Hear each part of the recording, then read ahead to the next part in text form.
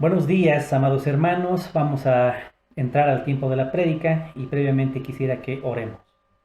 Padre amado, te damos gracias, Señor, por este tiempo que tú nos bendices, Señor, que tú permites que estemos congregados en tu nombre, Señor, y que podamos recibir de tu palabra. Te pedimos, Señor, que dispongas de nuestros corazones, Señor, de nuestras mentes y de toda nuestra atención, Señor, para que podamos escuchar tu voz, Señor. Te pedimos, Señor, que tú, Señor, utilices este pecador, Señor, y que pese a mis limitaciones, Padre amado, tu mensaje, Señor, y tu gloria no, Señor, sean afectadas. Te pedimos esto en el nombre de Cristo Jesús. Amén. Muy bien, amados hermanos, vamos a tener el tiempo de la palabra, de la prédica. Y quisiera comenzar contándoles una historia. Esta es la historia de un hombre que se jactaba de conocer la ley. Él, por medio de la ley que se jactaba de conocer, decide un día expulsar y desalojar a una mujer y a su hija que vivían en un departamento que él alquilaba. Este hombre, que reitero, se jactaba de conocer las leyes y en específico esta ley, pretendía llevar un juzgado a esta mujer y a su hija para desalojarlas, para que el juez autorice su desalojo. Sin embargo, grande fue la sorpresa de este hombre al enterarse en el juzgado de que la misma ley con la cual él quería desalojar a esta mujer y a su hija le llevaba a adquirir ciertas obligaciones, ciertas situaciones que él no pensaba adquirir. En primera instancia, el juez de la causa le informó de que producto de que él no había arreglado el departamento que él estaba alquilando, esta mujer y su hija habían adquirido una enfermedad y por lo tanto, al no haber reparado el departamento en su momento, situación que la ley le establecía y le obligaba, esta mujer y su hija no tenían ninguna obligación de pagar el alquiler y mucho menos de ser desalojadas. Es más, el juez de la causa dispuso con esa misma ley que este hombre no solamente no expulse a la mujer y sus hijas, sino que además no podía cobrar alquileres hasta que éste repare las ventanas, cañerías y todo lo que hacía falta para que la mujer y su hija vivan en condiciones apropiadas. Además, el juez de la causa dispuso, en virtud de esa misma ley, de que este hombre les pague a esta mujer y a su hija todo lo que habrían gastado para hacer valer su salud o el tiempo que ellas han estado afectadas y han acudido a un médico y han acudido a un tratamiento de salud. Como pueden ver, amados hermanos, a veces existen circunstancias y existen personas que dicen que se jactan del conocimiento de una ley, pero que en realidad solamente conocen una parte de la misma, o, como vamos a ver en el estudio de hoy día, ni siquiera conocen a cabalidad la ley, ni siquiera conocen con veracidad lo que expresa una ley y la interpretan de la manera contraria. La semana pasada hemos visto con nuestro pastor Pepe Franco cómo el apóstol Pablo le recordaba a los Gálatas cómo se habían conocido y cómo en el amor de Cristo estos habían recibido a Pablo en un momento en el cual él se encontraba enfermo. Y lejos de ellos distanciarse, de separarse, de alejarse, ellos lo reciben con un gran amor. Y es más, el propio Pablo dice que si hubieran podido darle sus ojos a Pablo para que él pueda estar mejor, lo hubieran hecho. Pero esta situación está totalmente alejada de lo que ahora están viviendo. Y es por eso que Pablo les escribe y él quiere advertirles respecto a estos judíos que habían llegado, estos judíos judaizantes, para trastornar, para cambiar todo lo que Pablo había sembrado en ellos. Ellos habían recibido la palabra verdadera, el verdadero evangelio, de que solamente por la fe en Jesucristo ellos podían alcanzar la salvación. Sin embargo, judíos enviados desde Jerusalén, judíos judaizantes, habían cambiado este mensaje y habían adicionado algo. A la sola fe en Cristo, además ellos decían que debían adicionarse, debía aumentarse cierto cumplimiento de leyes ceremoniales que tenían los judíos, como es el tema de la circuncisión. Estas personas aparentaban estar interesadas en los Gálatas, sin embargo su único interés era el de alejarlos de Pablo, de los verdaderos hermanos y principalmente del verdadero evangelio. Es por eso que el apóstol Pablo, en esta parte de la carta, lo que va a demostrar o que quiere mostrarles a estas personas, a estos judíos judaizantes, que se jactaban de conocer la ley de Dios, que se jactaban de cumplir la ley de Dios y que ellos buscaban lograr la salvación y tener una mejor relación con Dios a través del cumplimiento de esta ley que no conocían a cabalidad, Pablo les va a mostrar y les va a enseñar que ellos en realidad no conocen el espíritu de la ley, no conocen a cabalidad lo que Dios quería con la ley. Por eso esta mañana vamos a ver a través de una historia del Antiguo Testamento cómo Dios desde el principio quiso y quiere que vivamos como verdaderos hijos de la promesa. Por eso esta mañana he titulado la prédica Viviendo como hijos de la promesa. Y para esto vamos a respondernos a una pregunta. ¿Cómo vivir como hijos de la promesa? Y vamos a responder a través de 2 puntos. Punto número 1, no bajo la esclavitud de la ley. Y lo vamos a ver en los versículos 21 al 25. Y el punto número 2, sí bajo la libertad de la gracia. Y eso lo vamos a ver a través de los versículos 26 al 28. Quisiera por favor que me acompañen ahora, que abran sus Biblias en el capítulo 4 del libro de los Gálatas que estamos estudiando. El capítulo 4, los versículos 21 al 28. Y dice lo siguiente. Decidme los que queréis estar bajo la ley. ¿No habéis oído la ley? Porque está escrito que Abraham tuvo 2 hijos, uno de la esclava y el otro de la libre. Pero el de la esclava nació según la carne, mas el de la libre por la promesa. Lo cual es una alegoría, pues estas mujeres son los 2 pactos. El uno proviene del monte Sinaí, el cual da hijos para esclavitud, este es Agar. Porque Agar es el monte Sinaí en Arabia y corresponde a la Jerusalén actual, pues ésta junto con sus hijos está en esclavitud. Mas la Jerusalén de arriba, la cual es madre de todos nosotros, es libre. Porque escrito está, regocíjate, oh estéril, tú que no das a luz, prorrumpe en júbilo y clama tú que no tienes dolores de parto. Porque más son los hijos de la desolada que de la que tiene marido. Así que hermanos, nosotros como Isaac somos hijos de la promesa. Vamos entonces a comenzar con esta prédica, con este estudio bíblico de esta mañana, y vamos a respondernos, como ya he dicho, a la siguiente pregunta. ¿Cómo vivir como hijos de la promesa? Y el punto número 1, el punto que vamos a comenzar es no bajo la esclavitud de la ley. Quisiera por favor que una vez más leamos los versículos del 21 al 25. Dice así. Decidme, los que queréis estar bajo la ley, ¿no habéis oído la ley? Porque escrito está que Abraham tuvo 2 hijos, uno de la esclava y el otro de la libre. Pero el de la esclava nació según la carne, mas el de la libre por la promesa.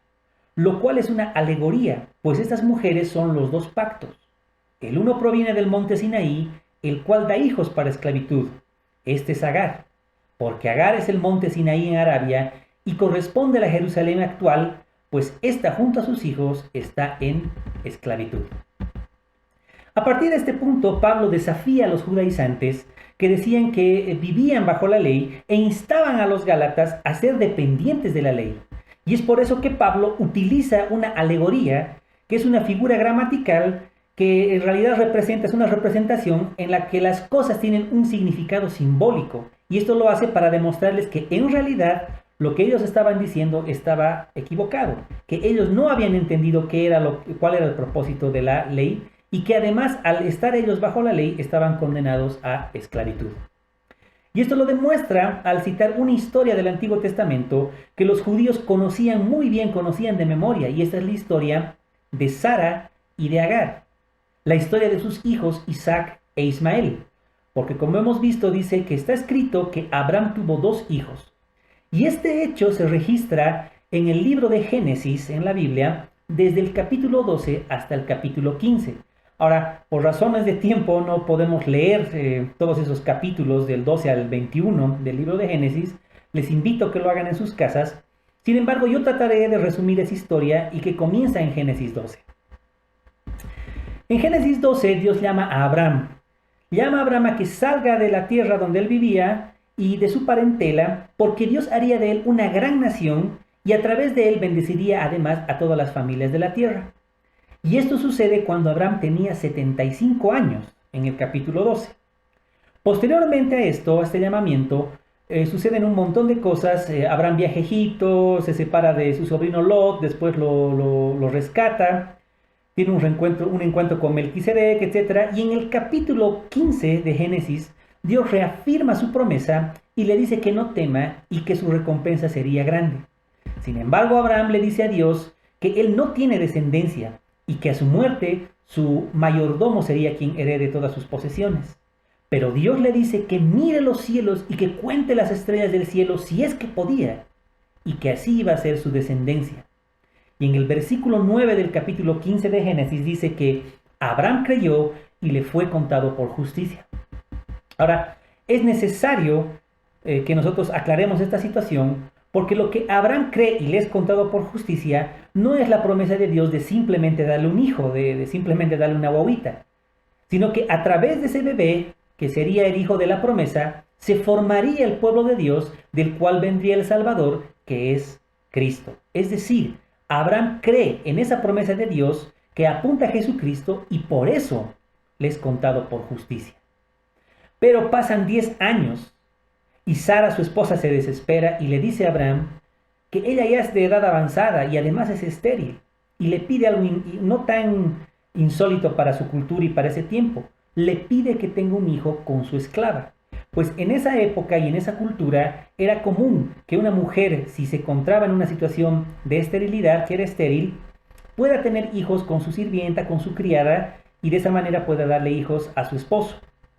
En este caso, en esta historia, está acudiendo a esta situación cultural que tenía, y Sara le pide a Abraham que tenga hijos con su esclava Agar, esta esclava egipcia que ella tenía.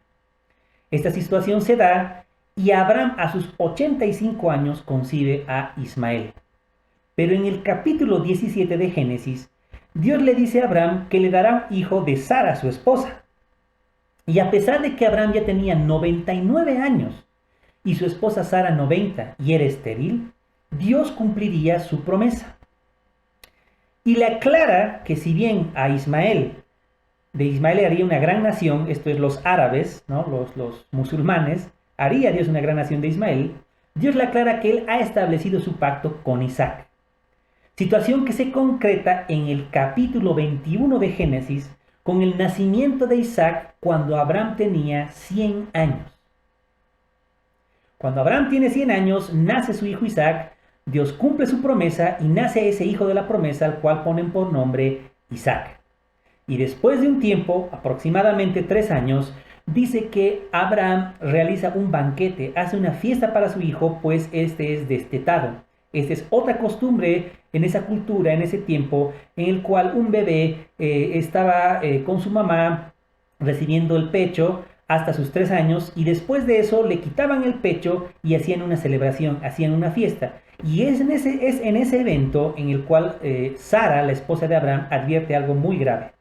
Advierte que el hijo de su esclava Agar, Ismael, comienza a burlarse de su hijo Isaac. Y es ahí donde ve un gran peligro. Y es por eso que Sara le hace una petición a Abraham que es muy dura. Le dice y le pide que expulse a Agar y a su hijo, porque él no iba a heredar sino solamente su hijo Isaac. Ismael no iba a heredar, solamente Isaac. Y esta situación, esta petición de Sara es confirmada por el propio Dios al recordarle que en Isaac le será llamada descendencia. Y por eso Abraham tiene que expulsar a Agar e Ismael. Y esta, hermanos, justamente es la historia a la cual está haciendo Pablo referencia, está haciendo esta alegoría, es la historia de Sara y de su esclava Agar, de sus hijos Isaac e Ismael, ambos hijos de Abraham, el uno hijo de la libre, el otro hijo de la esclava, el uno hijo en la carne y el otro hijo de la promesa de Dios. Y es esta la historia del Antiguo Testamento, que tiene un significado simbólico que presenta los contrastes de la ley y la gracia, como ya hemos dicho, de Sara y Agar, de la libertad y la esclavitud, de Ismael e Isaac, y de los que son hijos de esclavitud y de los que son hijos de la promesa.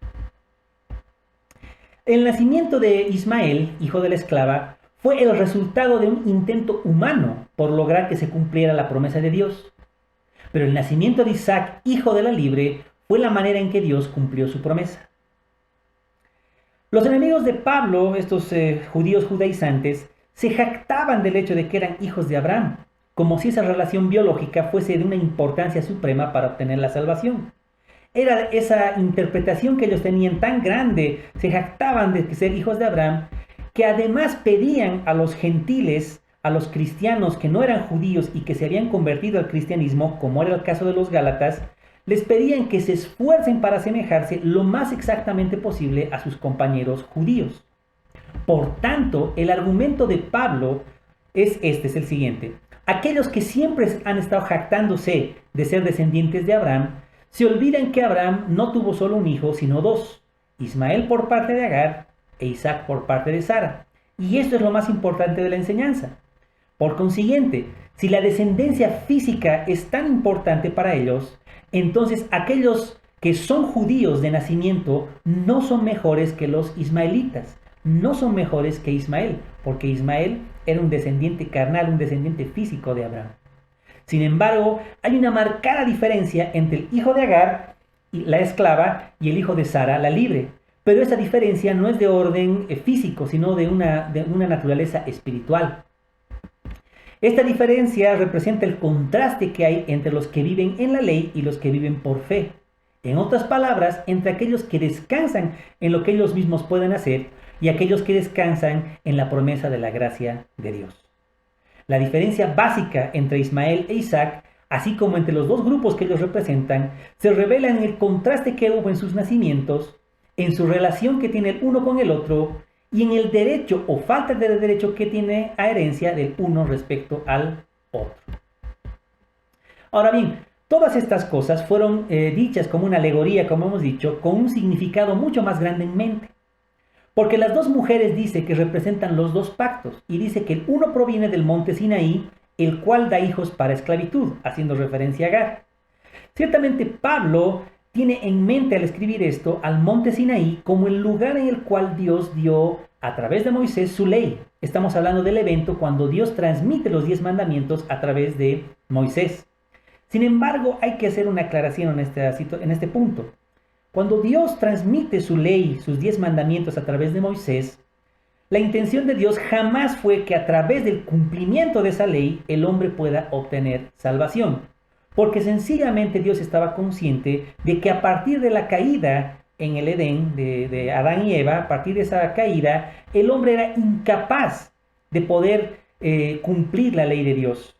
Y es por eso que el objeto de la ley en el Sinaí, a la cual está haciendo Pablo referencia, tiene 3 propósitos. El primer propósito que tiene Dios al dar la ley en el Sinaí es mostrar la pecaminosidad del hombre, es mostrar que el hombre es pecado. Al dar la ley de Dios, al dar su ley santa y mostrarle a través de las 2 tablas cómo debería ser su relación con Dios y cómo debería ser su relación con su prójimo, Dios le muestra al hombre que lo que estaba haciendo hasta ese momento estaba mal. El hombre se da cuenta que es pecador. El segundo propósito que tiene la ley en el monte Sinaí es mostrar la incapacidad que tiene el hombre para poder obtener la salvación. El hombre es incapaz de obtener la salvación por sus propios medios. Y eso es lo que le está mostrando también la ley en el monte Sinaí.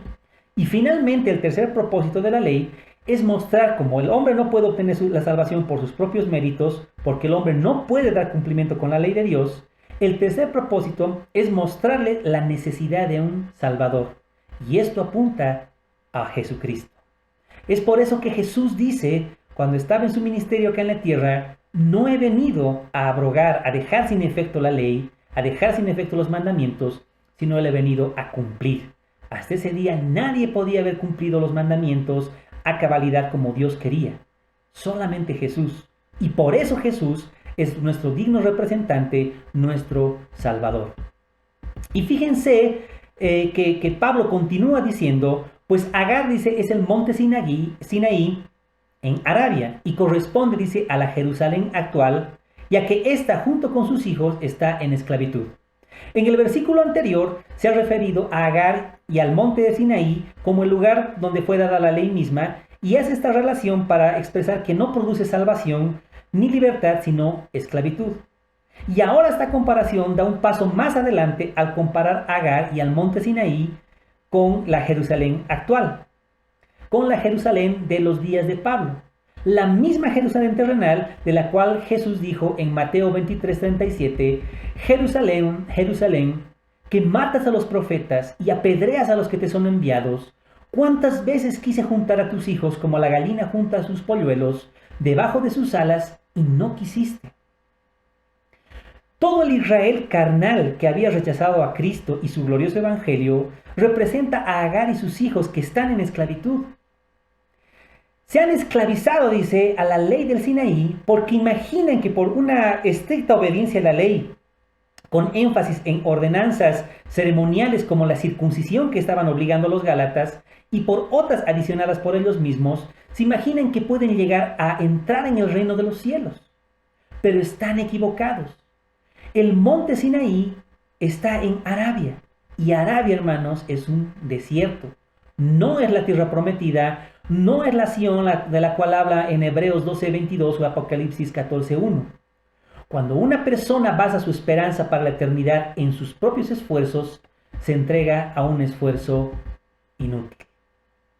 Y es así como Agar, que ha sido expulsada juntamente con su hijo Ismael, que nosotros debemos expulsar de nuestras vidas toda actitud de legalismo, a toda actitud que demande que aparte de la fe en el sacrificio de Cristo, aparte de la gracia de Dios, nos demande el cumplimiento de obras para obtener salvación. Dicha enseñanza, dicha actitud debe ser desterrada inmediatamente de nuestro corazón, así como fue desterrada inmediatamente Agar y su hijo Ismael. La ley no está por encima de la gracia, así como tampoco la esclava está por encima de la libre.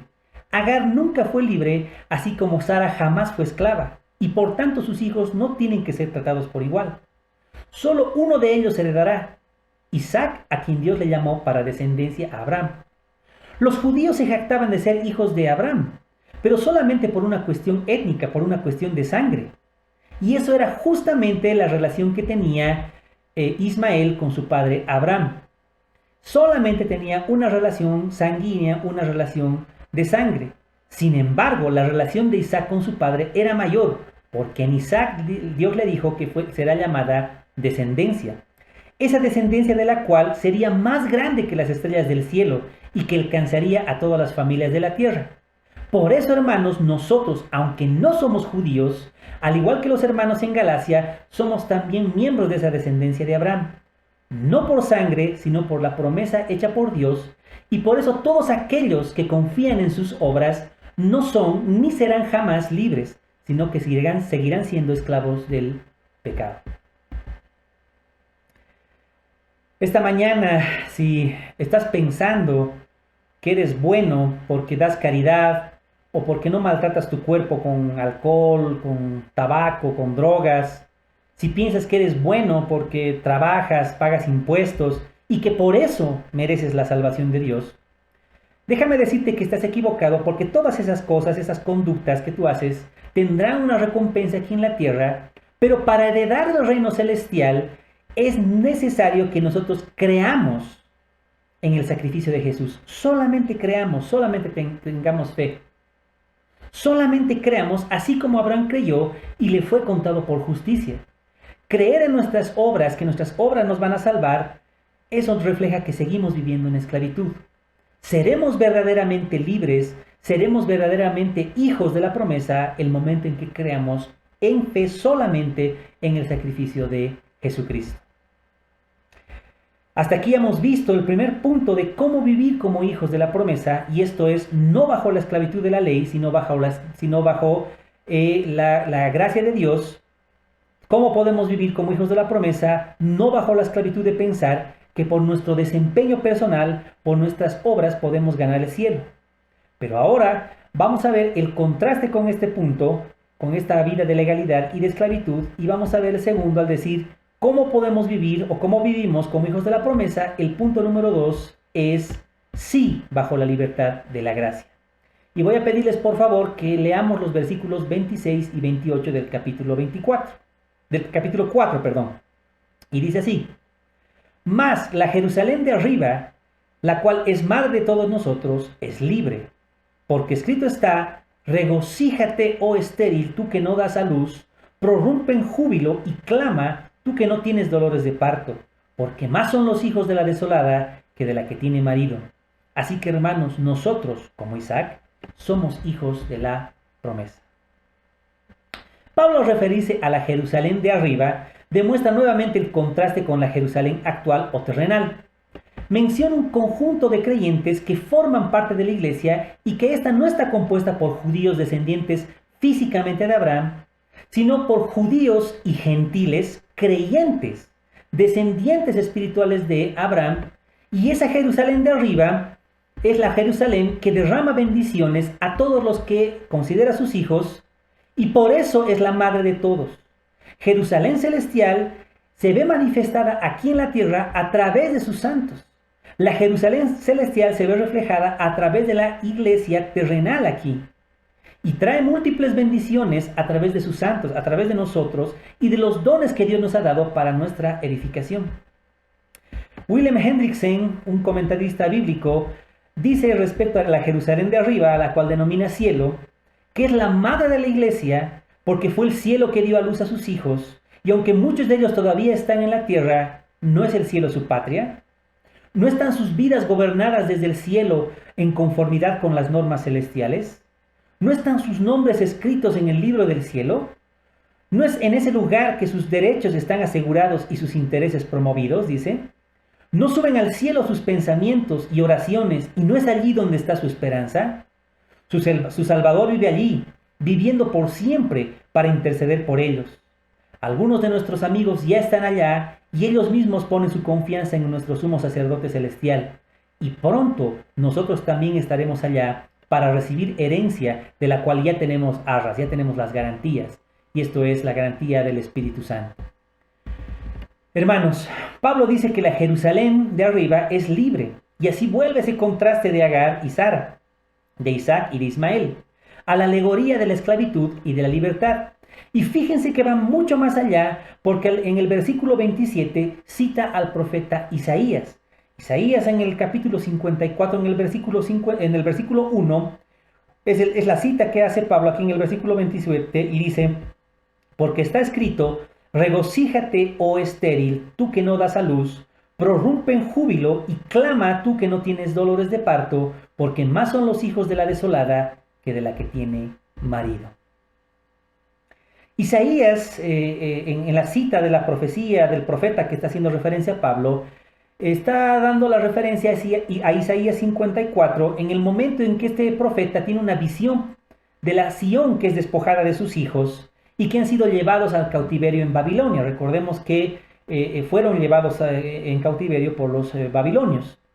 Y Jehová le envía por medio de su profeta un mensaje de regocijo.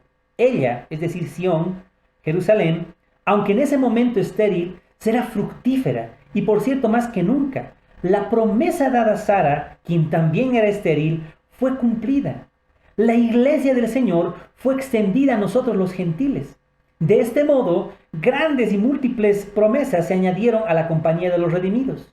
Sión, la Jerusalén de arriba, tendrá abundante posteridad en la tierra. Ahora bien, todo esto se presenta aquí como la obra del Señor, como el resultado de la manifestación de su eterno amor, y no del producto del esfuerzo humano, sino de la realización de la promesa de Dios. La misma promesa que dio a Isaac, a Abraham y Sara, esta promesa también se aplica a los Gálatas y a nosotros hoy en día si vivimos como hijos de la promesa, es decir, confiando por fe en el sacrificio de Cristo y no en la confianza de nuestras propias obras. Y es por eso, hermanos, que en el versículo 28, en el último versículo que estamos leyendo, concluye diciendo, así que, hermanos, nosotros, como Isaac, somos hijos de la promesa. Al igual que Isaac, los Gálatas son hijos de la promesa, porque el ser gentiles o judíos de nacimiento no hace ninguna diferencia, y son hermanos en virtud de la promesa realizada en Isaac y no en Ismael. Son hijos legítimos de Abraham, los verdaderos herederos. Ahora bien, los legalistas de hoy en día dicen que aparte de la fe en Jesucristo, para obtener la salvación y además para conservar nuestra salvación, debemos cumplir con ciertas ordenanzas y activismos y que debemos cumplir la ley a rajatabla, porque si no, perderemos nuestra salvación. Pero hermanos, no podemos perder una salvación que nosotros no hemos obtenido. La salvación no ha sido obtenida por nosotros, sino por Cristo, y por tanto no la podemos perder. El mensaje de Pablo a los Gálatas sigue vigente hoy en día y ahora más que nunca, pues si pretendemos obtener y conservar nuestra salvación a través del cumplimiento de nuestro propio esfuerzo y mérito, venimos a ser como esos judíos judaizantes de esa época en el libro de los Gálatas. Ismael, hermanos, aunque hubiera sido un muchacho virtuoso, el más virtuoso en esa época, aunque hubiera luchado con todas sus fuerzas para ser un buen hijo, jamás hubiera podido ser heredero de Abraham. Aunque era su hijo carnalmente, aunque él tenía su sangre, él no era hijo de la promesa, sino que en Isaac fue llamada descendencia a Abraham. Para ser el heredero de la promesa, no basta, como creen los judíos, en ser simplemente hijos físicos de Abraham como Ismael, sino que hay que ser hijos de Abraham como Isaac, en virtud de la promesa de Dios, no según la carne, sino según el Espíritu. Y ahora podríamos entender mucho mejor lo que dice Juan en su Evangelio, en el Evangelio según Juan, en el capítulo 1, los versículos 2 y 13 dicen: mas a todos los que le recibieron, a los que creen en su nombre, les dio potestad de ser hechos hijos de Dios, los cuales no son engendrados de sangre, ni de voluntad de carne, ni de voluntad de varón, sino de Dios. Amados hermanos, Isaac representa a los que creen que su salvación fue obtenida por los méritos de Cristo. Ismael representa a los que buscan la salvación por sus méritos propios, por su propio rendimiento y cumplimiento de obras. Esta mañana, amados hermanos, hemos visto en la palabra de Dios cómo vivir como hijos de la promesa. Hemos visto que no es bajo la esclavitud de la ley, no es bajo la idea de pensar que por mi propio esfuerzo, por mis propios méritos, por mi supuesto cumplimiento de la ley de Dios, por mi supuesto mejor desempeño personal, voy a obtener salvación. Pero hemos visto que sí podemos vivir como hijos de la promesa al vivir bajo la libertad de la gracia, bajo la libertad de la promesa de Dios, confiando y creyendo que nosotros seremos salvos por el sacrificio y la obra de Jesucristo. Esta mañana, amados hermanos, quisiera que podamos meditar respecto al mensaje que hemos escuchado hoy. Que podamos meditar de este mensaje y podamos pedirle a Dios que nos guíe para responder adecuadamente. ¿Cómo debemos responder a esta prédica, a este mensaje que hemos escuchado? Asimismo, amados hermanos, quisiera animarles a que a ti también, que tal vez estás luchando en tu vida por ser mejor, que estás esforzando, estás realizando tu mejor esfuerzo para ser digno merecedor del perdón de Dios, pero que lo estás haciendo bajo tus propias fuerzas, te animo a que bajes los brazos, que entregues tu vida solamente en fe al sacrificio de Jesús. Ya que al igual que Abraham, Sara e Isaac, Dios nos promete ser verdaderamente libres, no por nuestras obras, sino por la fe en la obra de Jesucristo en la cruz. Pues la promesa de Dios, hermanos, es que si creemos en esa obra redentora, seremos perdonados de nuestros pecados y seremos adoptados como hijos de Dios. Hermanos amados, vivamos como hijos de la promesa en libertad y no bajo la esclavitud de la ley, que solamente nos muestra lo pecadores que somos y nos muestra la necesidad de Cristo. Vivamos como hijos de la promesa. Vamos a orar. Padre amado, te damos gracias, Señor, por este tiempo que tú nos has bendecido. Gracias, Señor, porque entendemos, Señor, que no importa lo máximo, lo mejor que, Señor, nos esforcemos, no vamos a poder encontrar salvación, Señor, si no es solamente en nuestra fe en tu Hijo amado Jesús. Si no solamente en la fe, en ese sacrificio, en esa obra redentora de Jesús en la cruz, que nos va a hacer salvos y por el cual vamos a ser aceptos ante ti y tú nos vas a adoptar como tus hijos. Te damos gracias, Señor, y te pedimos que lo que hemos aprendido el día de hoy, Señor, lo pongamos por obra, que vivamos, Señor, como verdaderos hijos de la promesa, como verdaderos hijos tuyos. Te lo pedimos todo esto en el nombre de Cristo Jesús. Amén. Tengan una buena mañana, hermano.